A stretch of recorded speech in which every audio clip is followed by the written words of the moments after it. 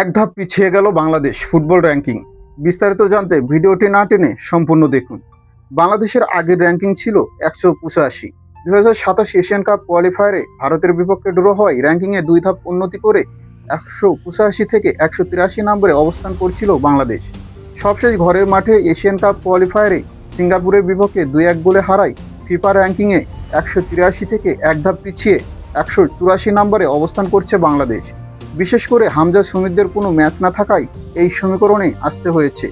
FIFA থেকে 10 জুলাই 2025-এ প্রকাশিত নতুন র্যাঙ্কিংয়ে 5.15 পয়েন্ট হ্রাসসহ 899.01 পয়েন্ট নিয়ে 184 নম্বরে অবস্থান করছে বাংলাদেশ। 1113 পয়েন্ট নিয়ে 133 নম্বরে অবস্থানে ভারত। 966 পয়েন্ট নিয়ে 172 নম্বরে অবস্থান করছে মালদ্বীপ।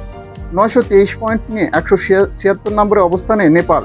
889 পয়েন্ট নিয়ে 186 নম্বরে অবস্থানে ভুটান। ফিফার নতুন র্যাঙ্কিং প্রকাশে শীর্ষস্থানে কোনো পরিবর্তন দেখা যায়নি। শীর্ষস্থানে 1 নম্বরে আর্জেন্টিনা, 2-এ স্পেন, 3-এ ফ্রান্স, 4-এ ইংল্যান্ড এবং 5-এ অবস্থান করছে ব্রাজিল। পরবর্তী র্যাঙ্কিং প্রকাশিত হবে 18 সেপ্টেম্বর 2025 সালে। র্যাঙ্কিংয়ে উন্নতি করতে হলে বাংলাদেশকে প্রীতি ম্যাচ বাড়াতে হবে এবং এশিয়ান কাপ কোয়ালিফাই ম্যাচে জয় পেতে হবে। খেলার আপডেট জানতে দ্য প্লেবুকের সাথে থাকুন।